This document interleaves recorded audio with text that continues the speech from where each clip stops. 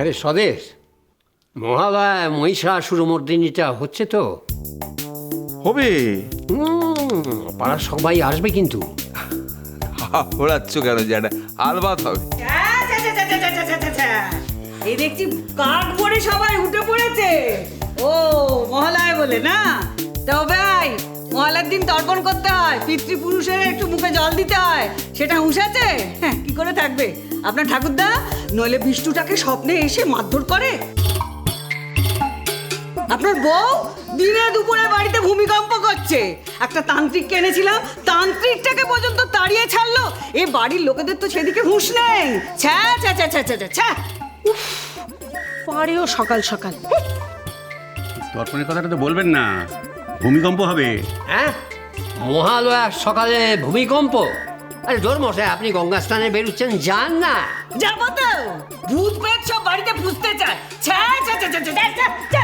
না, পূর্ণ দিনে হরকা পান এলে বেঁচে যাবেন। শোনেনি তো? কোথাও তো দেখছি না দাদু, কিন্তু কোনো মতলব পাচ্ছে না তো। না না, আগের দিনে মজা হবে না। ওকে, কই গেলি? এইটা ওকে, এই যে আমার দেবী দুর্গা, এই নাও তোমার অস্ত্র।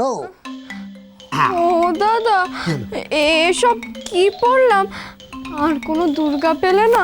উই, চুপ কর তো, কি সুন্দর লাগছে বলতো। এইবার পুরো মেকআপটা হয়ে গেছে, এবার গিয়ে ঝট করে একবার মিটকাকে দেখে নিয়ে যা। এভাবে আমি ঘর থেকে বেরোবো? হয়েছেটা কি, বাড়ির লোকরা দেখলে ভাবে দুর্গা অসুর বধ করতে বেরিয়েছে। আর এই কাজল বাড়ির সব থেকে বড় অসুরটাই তো তোর সিংহ সাজছে।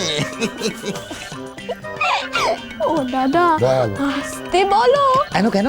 নয়তো আবার সিংহ গর্জন করতে শুরু করে দেবে। এমনিতেই তো সিংহ আমার সঙ্গে লড়াই করতে চাইছে না। বাদে বাদে বাদে, ও সব সময় লাগ যাবে। তুই একটু রিহার্সালটা করে নে, আমি এইখান থেকে তোকে অফ করে যাচ্ছি।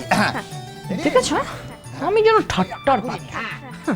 সন্ধেবেলা যদি সিংহই না থাকে, তাহলে মা দুর্গা জিতবে কি করে?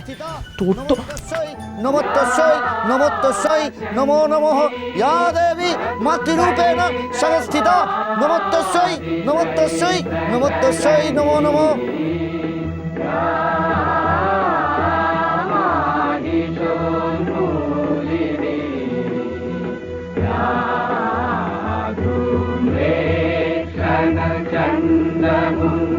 আরে দূর ভাবে, নকুর কাকা যে কোথায় কি কাণ্ড করে না। কি রে বিষ্টু, আরে কি দেখছিস এমন?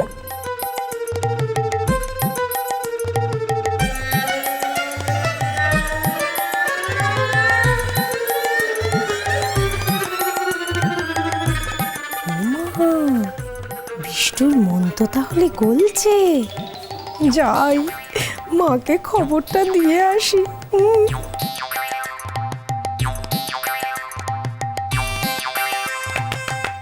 অপূর্ব অপূর্ব, এই যে আওয়াজ যাচ্ছে না, একেবারে তোকে সত্যি দেবী দুর্গার মতো লাগছে। আমি ঝট করে গিয়ে কাকে খবরটা দিয়েছি।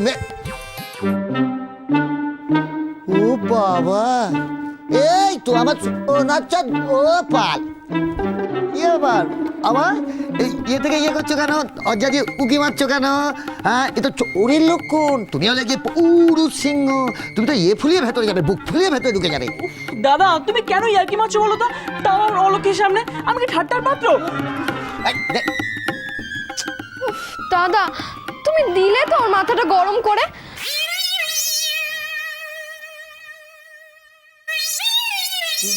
আবার আলিঙ্গি কুমার এই চুম্বিশির মৃদুস্বরে উত্তর করিলা, তবে স্বর্ণ লঙ্কাপতি চেয়ারগুলো কোথায় পাতবি একটু ভেবে দেখ।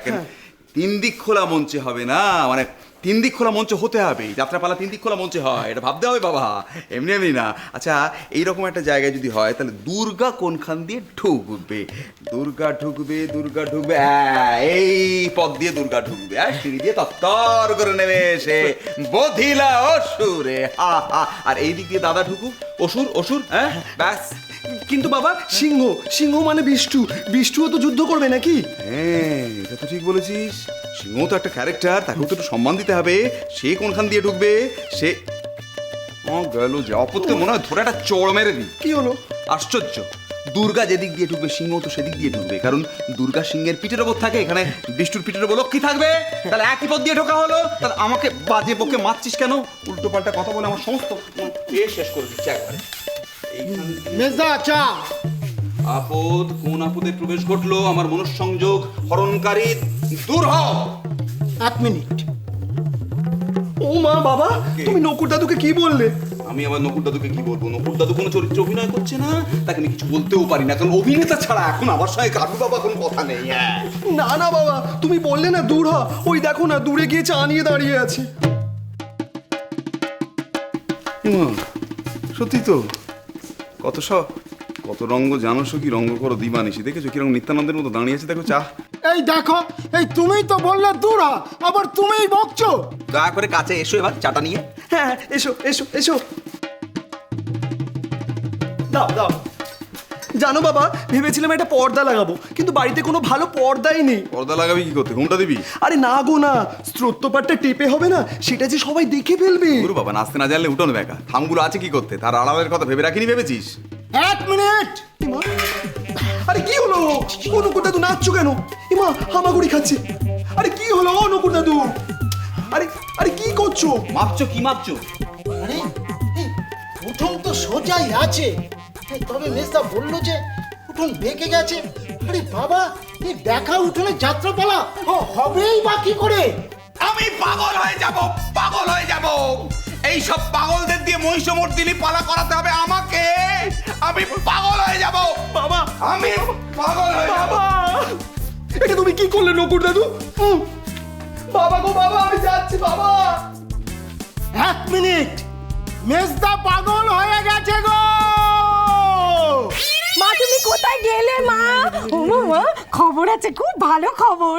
বাবা, এত উচ্ছ্বাস কিসের? হ্যাঁ, এ বাড়িতে কি এমন ঘটলো? মা জানো তো, বিষ্টুটার না সুমতি হচ্ছে জানো, দেখি কি লুকিয়ে লুকিয়ে উঁকি মেরে অলক্ষ্মীকে দেখছে। ও মা মা, বিষ্টু আর এবাড়ি ছেড়ে পালাবে না, তুমি দেখে নিও। ওই অলক্ষ্মীর সঙ্গে না গুছিয়ে সংসারটা এখানেই করবে। তোকে আমি কি শিক্ষা দিয়েছি গোপু? হ্যাঁ, ছ্যা ছ্যা ছ্যা ছ্যা ছ্যা ছ্যা ছ্যা।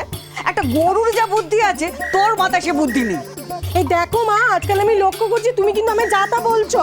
বলবো না তো কি? হ্যাঁ, ছেলে উঁকি মেরে বউকে দেখছে, আর সেটা শাশুড়ি শুনে একবারে আহ্লাদে আটখানা হচ্ছে। মা, তা আমরা তো সেটাই চাইছি।